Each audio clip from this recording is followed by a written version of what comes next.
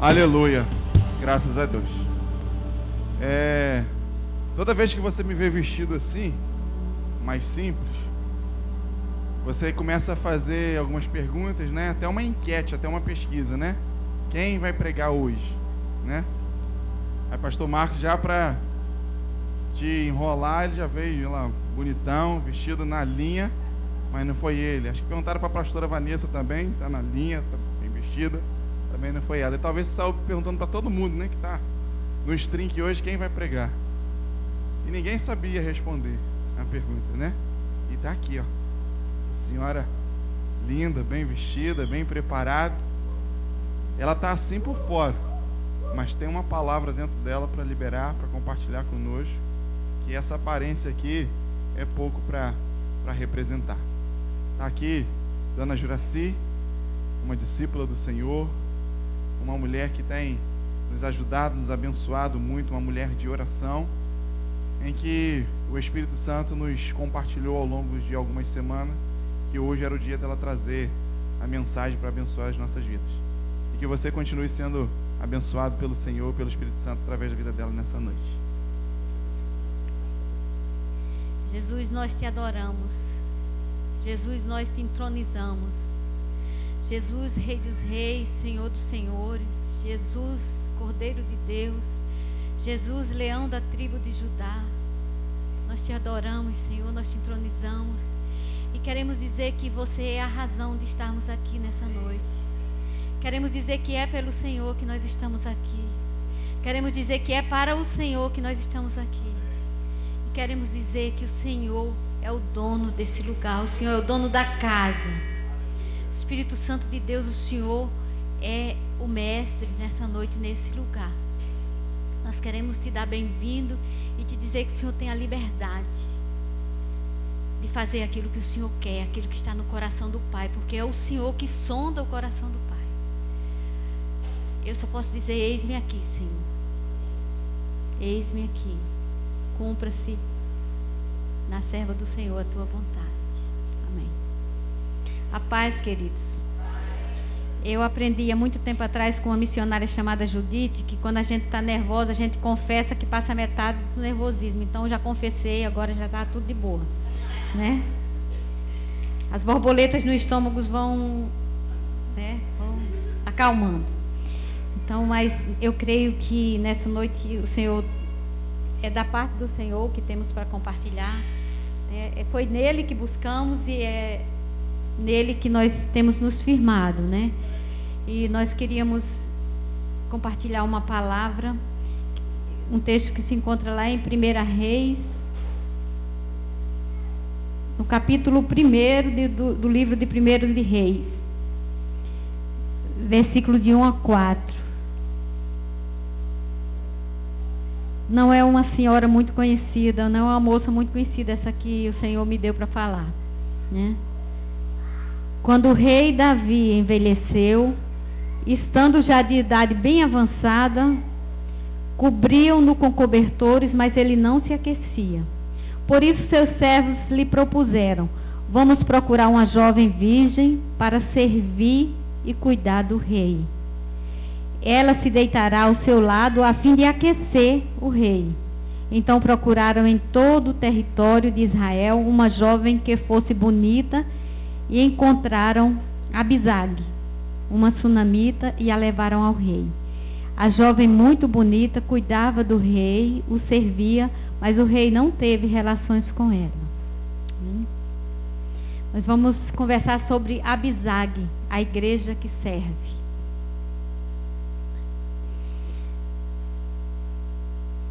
Nós vivemos num tempo em que as pessoas querem ser servidas. Nós vivemos num tempo em que a igreja tem servido as pessoas, né? Em que que as pessoas têm se servido da igreja. Eu louvo a Deus quando eu vejo uma igreja sem estrelas, sem palcos e sem plateia, né? Eu louvo a Deus porque por algum tempo no Brasil a igreja serviu para levantar uma verdadeira constelação de estrelas. Nós víamos estrelas que lotavam estádios, estrelas que lotavam clubes, estrelas que cobravam cachês, que a gente ouvia e falava assim, não é possível. Mas eu também louvo a Deus, porque nós estamos vivendo já um tempo em que a igreja está começando a ser abizague, né? Igreja, reunião de pessoas, foi sempre o objetivo de Deus desde o começo. Quando Deus foi libertar o povo de Israel, que foi começar a recolher o seu povo, Ele já tinha preocupação que alguém ouvisse dele, falasse com o povo, que alguém reunisse o povo para falar. E foi assim que ele foi fazendo com Moisés. Ele falava com Moisés e dizia, reúne o povo e passa essa instrução. Reúne o povo e passa essa outra instrução. E assim acontecia, né? Desde o começo, né? Deus mandava Moisés reunir o povo e ensinar. E esse é o objetivo de Deus sempre, que exista um lugar onde o seu povo se reúna, exista um lugar onde o seu povo aprenda, exista um tempo em que seu povo cresça junto, em que o seu povo amadureça junto, né? Lá em Êxodo, nós vemos várias passagens, uma delas que eu acho que eu gosto muito é quando, em Êxodo 24, de 1 a 3, quando diz, e disse o Senhor a Moisés, suba o monte para encontrar-se com o Senhor, você, Arão, Nadab e Abiú, e 70 autoridades de Israel, e adorem à distância. Somente Moisés se aproximará do Senhor, os outros não, o povo também não subirá. Quando Moisés se dirigiu ao povo, transmitiu-lhe todas as palavras e ordenanças do Senhor. Então, desde o começo, que Deus quer que o seu povo tenha um lugar para se reunir, tenha um momento de se reunir. E o povo se reunia na época de Moisés também para comunhão e adoração, né? Nós vemos aqui que lá em Deuteronômio também, quando Deus passa tem vários momentos em que o povo se reúne para oferecer sacrifício, o povo se reúne para celebrar, o povo se reúne para partilhar, né?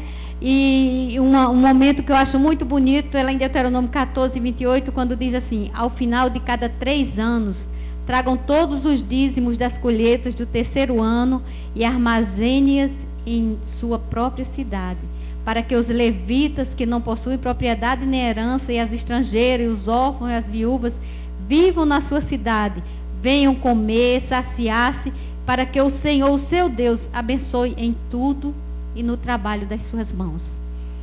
Então, assim, nós vemos que sempre Deus tem uma missão para a igreja. Agora, vindo para a nossa Abizague aqui, né? Só fala nela nesse texto na Bíblia, mas para mim ela saltou aos meus olhos esse texto, como assim, essa é a igreja que o Senhor quer. Porque Davi tinha sido rei, ele tinha tido muitas mulheres, e essas mulheres se alegravam nos banquetes do rei, elas recebiam joias, elas recebiam muitas coisas por serem mulher do rei.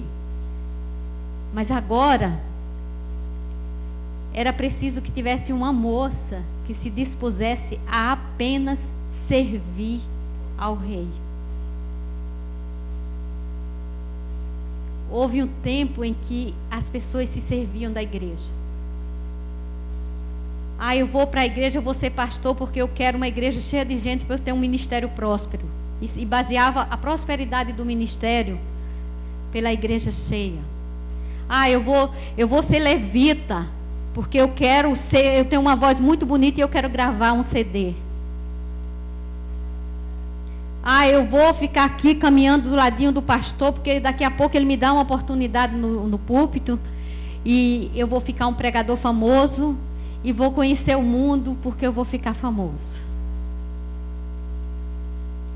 Alguma semelhança com as mulheres de Davi?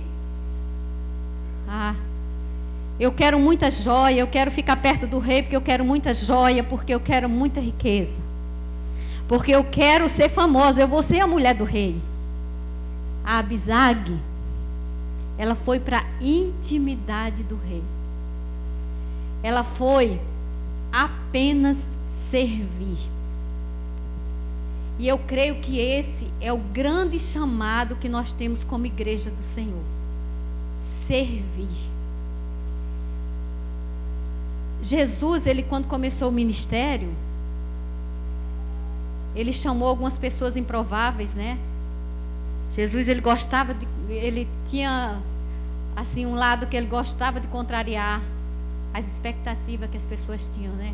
A primeira expectativa assim, vai vir um rei, vai vir no estrondo, vai vir reinando, vai vir em glória.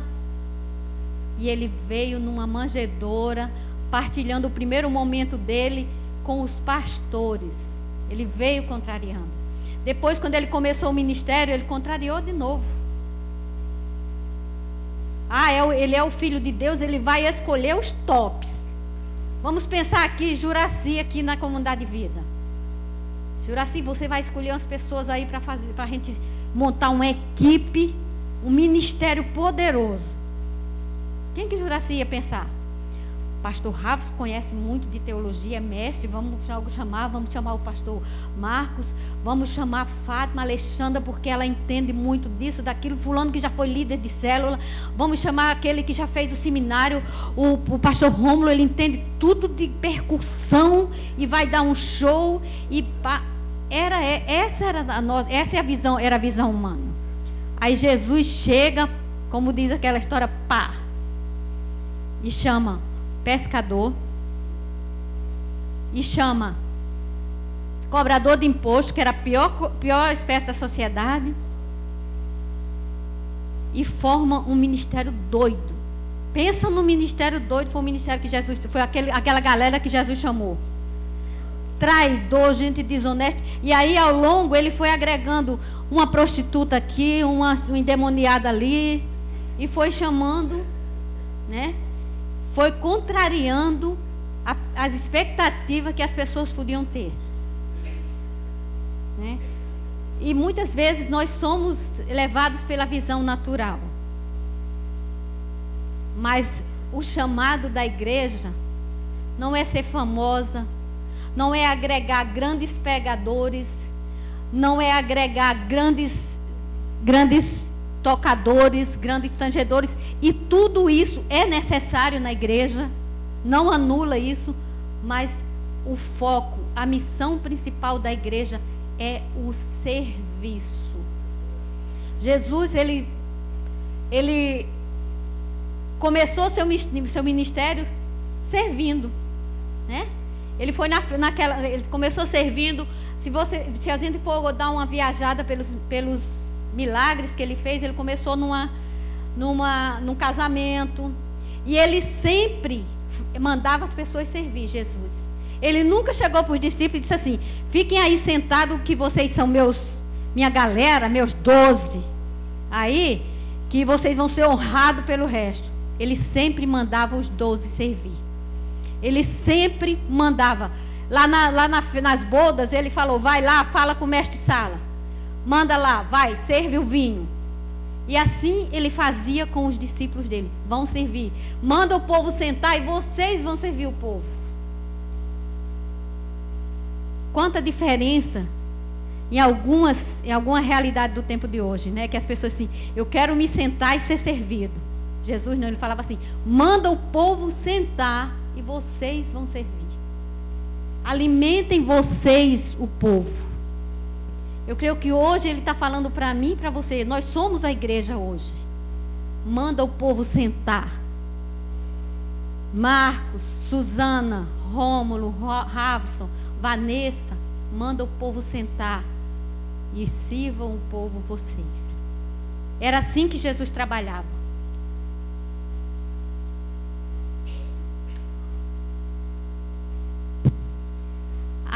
Uma igreja que serve, eu queria conversar com vocês sobre algumas características da igreja que serve. A igreja que serve, primeiro, ela é unida, ela tem comunhão, né? A igreja primitiva, a igreja de Atos, né? eu acho muito interessante, só retomando aqui, quando Jesus chamou aquela galera toda doida para sair com ele, foi a galera que revolucionou o mundo.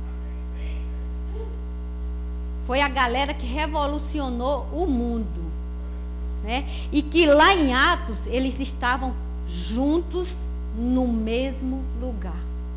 A primeira citação que a gente vê da igreja primitiva, eles estavam no mesmo lugar. E era um lugar onde se pregava o Evangelho. O Evangelho e o serviço são os fundamentos da igreja. E nós vimos ali, na igreja primitiva, logo depois do Pentecoste, né? Logo no Pentecoste, quando começou aquilo, Pedro foi lá e pregou Evangelho.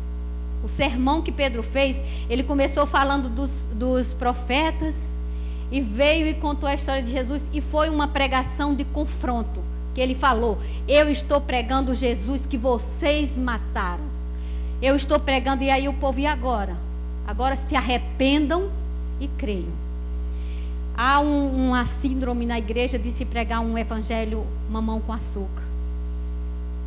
Eu me recuso a ser alimentada de evangelho mamão com açúcar.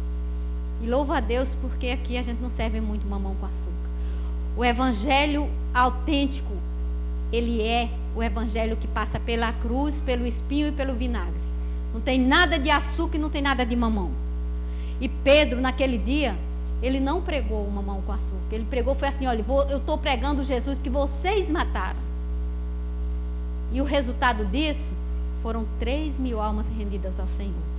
Então, assim, não é o evangelho mamão com açúcar que vai encher as igrejas. Ainda que algumas tenham sido cheias por isso. Mas o que vai manter, o que vai trazer as pessoas ao arrependimento é pregar o evangelho da cruz. E a igreja que serve, ela prega o evangelho da cruz. Jesus, ele não tinha um evangelho mamão com açúcar, né? Jesus era meio... Teve um dia que os discípulos... tá todo mundo lhe deixando. Ele falou: vocês querem deixar também? Pega o beco. Porta da rua é serventia da casa. E aí os discípulos: não, Jesus, calma. Para onde é que nós vamos se só o Senhor tem as palavras de vida eterna? Jesus não pregou um evangelho mamão com açúcar. E uma igreja que serve, ela prega o evangelho da cruz. A igreja que serve, ela é um lugar de crescimento e aprendizado. Atos 2, ele diz que eles dedicavam-se ao ensino dos apóstolos, à comunhão, ao partir do pão e às orações. Todos estavam cheios de temor e muitas maravilhas e sinais eram feitos pelos apóstolos.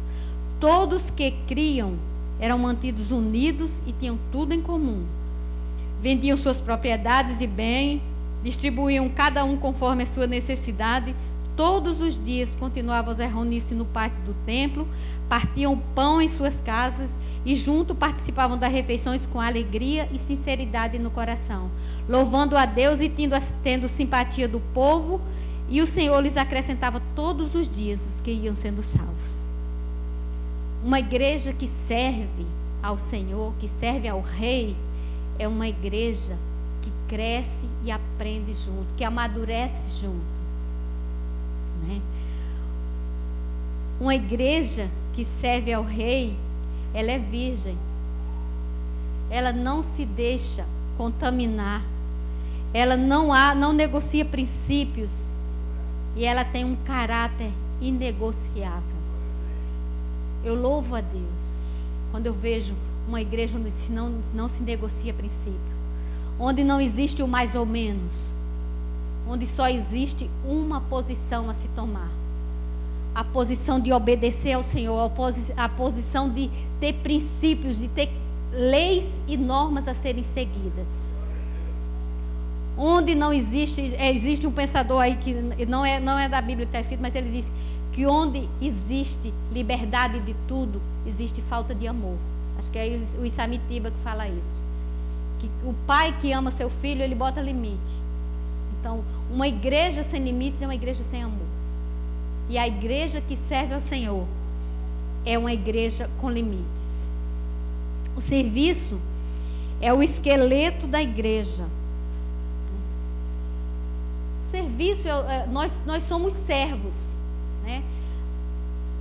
Pode ser o apóstolo Bambambam, se ele não for servo do Senhor, está fora da visão.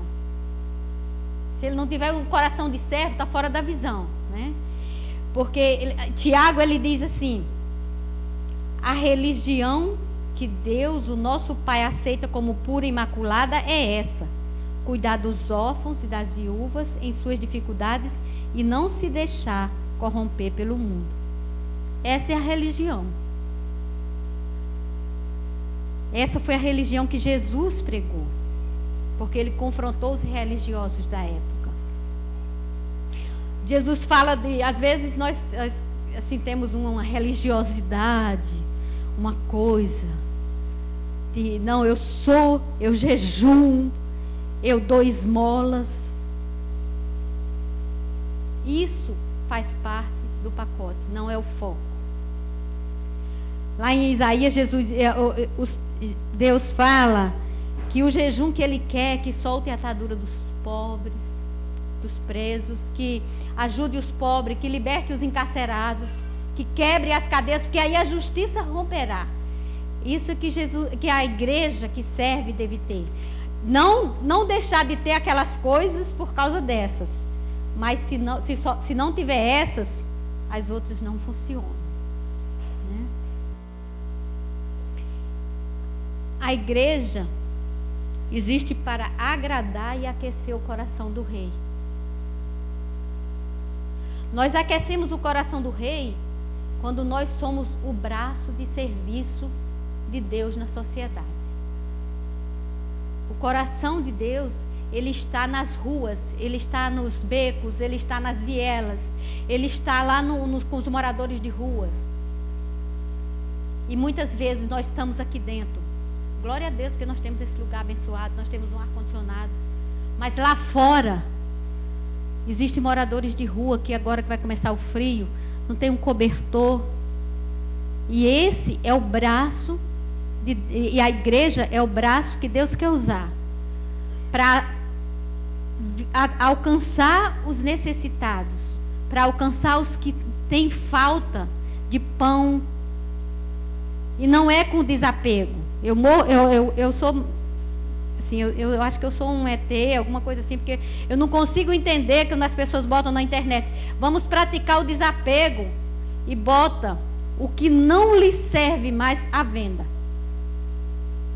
Belo desapego. O verdadeiro desapego é você abrir mão daquilo que lhe serve para servir ao outro. Para de história que está praticando desapego, criando grupo no WhatsApp para vender a roupa que você não quer mais, para comprar outra nova.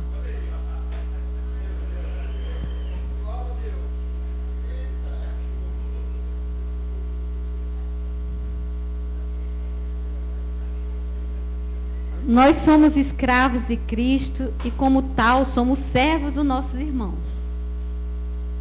A igreja que serve é uma igreja madura. Aleluia, glória a Deus, igreja madura. Nós vivemos num tempo de mimimi, de igreja mimimi, de crente florzinha de Jesus, né? Foi lá na escola dominical e aprendeu: sou uma florzinha de Jesus, e até hoje é florzinha de Jesus. O crente florzinha de Jesus, ele nunca vai ser um servo a serviço do rei, porque ele fica sempre querendo ser servido, né? O meu líder de célula é que tem que cuidar de mim, o meu pastor é que tem que cuidar de mim. Porque o pastor Rômulo passou na rua, nem olhou para mim, estou arrasada. Não aconteceu não, tá, pastor? Mas isso é só uma ilustração para a gente relaxar um pouquinho. Mas eu quero dizer que uma igreja madura não tem mimimi e não tem crente florzinha de Jesus. Toda vez que apareceu alguma pessoa na história da Bíblia que tinha umas características dessas, Deus tratou de uma maneira extraordinária. Davi era um menininho frágil, sabe? Um ruivinho, uma coisinha, a Bíblia fala mais ou menos assim, né? E aí, ele foi lá para detrás das malhadas, cuidar das ovelhas, né? Os irmãos, quando Samuel chegou, os outros tudo estavam em casa. Quem estava no campo cuidando era Davi. Ai, coitadinho de Davi. Ai, Davizinho, o menino tão pequeno. Sabe o que Deus fez com ele? Botou um leão e um urso lá para dividir espaço, para treinar ele, para poder, porque Deus tinha planos dele ser rei. E um rei frouxo, Deus não faz questão de ter. Outro que tinha tudo para ser uma florzinha de Jesus era José. José era mimado do pai. Ganhava túnica colorida, na sombra e na água fresca. Foi lá levar uns queijinhos para os irmãos, uma coisa assim. E aí o que Deus fez com ele? Permitiu que ele passasse na casa de Potifar, fosse injustiçado, fosse para prisão, porque Deus tinha para ele plano dele ser governador. E governador frouxo não serve para o rei. Então assim, muitas vezes, Deus faz conosco. Quando eu comecei a estudar isso, Deus começou a me falar numa história de bate-estaca. E eu falei, eu não sei nada, eu não sei nada, não sei de engenharia, eu não entendo nada. Como assim, serviço passa pelo bate-estaca? E aí, o engenheiro Edson Barbeta me auxiliou nesse momento e falou assim, como funciona esse processo do bate-estaca? E aí eu fui descobrir que bate-estaca é um fundamento que se bota numa construção e que você bate e que vai e some lá embaixo, mas que fica responsável pela sustentação da construção. E que enquanto ele está sendo soterrado, tudo em volta dele estremece. E Deus me falou, sabe o que é isso? É porque quem é chamado para servir não aparece. Quem quiser aparecer não serve. Você vai passar muita pressão, que vão dar muito, vão te socar, às vezes vão te socar. Você não vai aparecer, mas se você não estiver lá, a construção não vai sair. E tem mais uma coisa, você vai fazer tudo que está em volta de você tremer. Tá? Sabe, pastor Ravos? Quando o senhor estava conversando com a gente, o Deus falou comigo, isso aí é uma estaca que vai ser batida aqui. Porque para bater a estaca, você tira os fundamentos existentes e põe novos fundamentos. E é assim que Deus nos quer. Crente bate estaca. Aprendi isso, fiquei... Seu Edson que me ensinou, porque eu não entendia nada, eu não sabia o que era. Eu já tinha ouvido falar, mas não sabia que funcionava dessa maneira. Então, se você quer ser servo, tem servo aqui? Amém. Então, você vai passar muita pressão, sumir, mas vai fazer tudo em volta de você tremer. Uma igreja que serve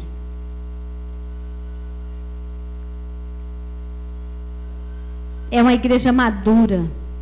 E Paulo, escrevendo aos Filipenses, diz assim: essa é a minha oração, que o amor de vocês aumente cada vez mais em conhecimento e em toda percepção, para discernirem o que é melhor, a fim de serem puros e irrepreensíveis até o dia de Cristo, cheios de fruto da justiça, fruto que vem por meio de Jesus Cristo para a glória e louvor de Deus.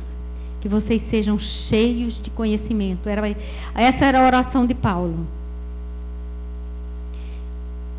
Deus quer nos usar, mas para Ele nos usar, nós precisamos estar dispostos a passar pelo tratamento dEle. Hoje Deus está buscando uma igreja que queira ser tratada, que queira ser curada e que queira servir. Uma igreja que serve tem sabedoria. Uma igreja sem sabedoria, ela não serve. Paulo dizia, eu me esforço para que eles sejam fortalecidos nos seus corações, estejam unidos em amor e alcancem toda a riqueza do pleno entendimento, a fim de conhecerem a plenitude do ministério de Deus, a saber, Cristo. Nele estão escondidos todos os tesouros da sabedoria e do conhecimento. O nosso viver tem que ser pautado em conhecer a Cristo. Quando nós conhecemos a Cristo, Ele é a fonte inesgotável de sabedoria. É impossível conviver com Cristo, conviver com o Senhor, privar da intimidade do Senhor e não alcançar a sabedoria. Essa é uma possibilidade nula. Quando nós nos dispomos a conhecer o Senhor e a prosseguir em conhecer, nós inevitavelmente vamos nos tornar sábios. Porque a sabedoria que vem do alto é antes de tudo pura, depois pacífica, amável, compreensiva, cheia de misericórdia, de bons frutos, imparcial e sincera. Essa é a sabedoria que a igreja que serve tem que ter. A igreja que serve tem que ter maturidade na palavra. Que falamos de maturidade de novo, né? A igreja tem que conhecer a palavra. Eu, desde a minha adolescência, eu fui cri-cri. Eu sempre quis saber se o que estava sendo ensinado tinha respaldo bíblico. E nós devemos procurar com zelo isso. Uma igreja que serve é uma igreja que aprende a palavra do jeito que ela é. A palavra como ela é. Sem enfeite. Sem mais. A palavra é uma só. A palavra é essa. E acabou a conversa. Eu me recuso a receber um outro alimento. Nós precisamos de ter... A Bíblia diz que Deus nos dará pastores segundo o nosso coração, que nos alimentem com um alimento saudável. Eu não quero qualquer alimento.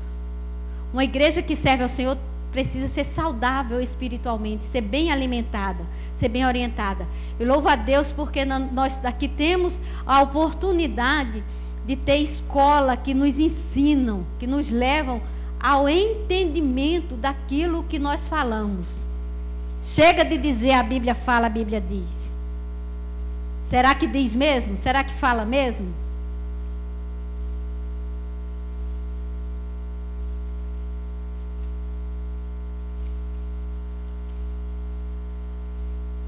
A glória do serviço é toda do Rei.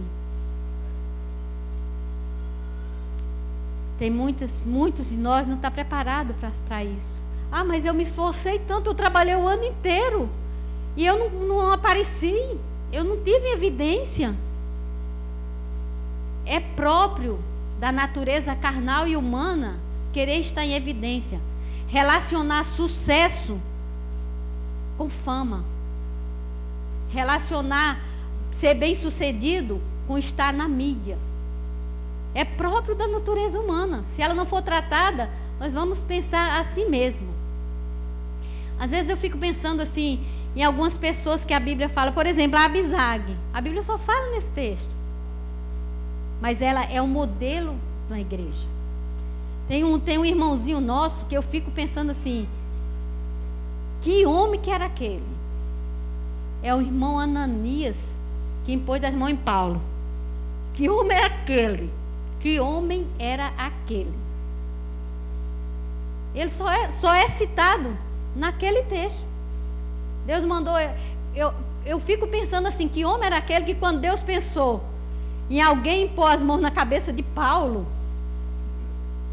de Saulo, que ainda era Saulo, e pensar em Ananias, é porque o cara era do reteté. Porque o estrago que o apóstolo Paulo fez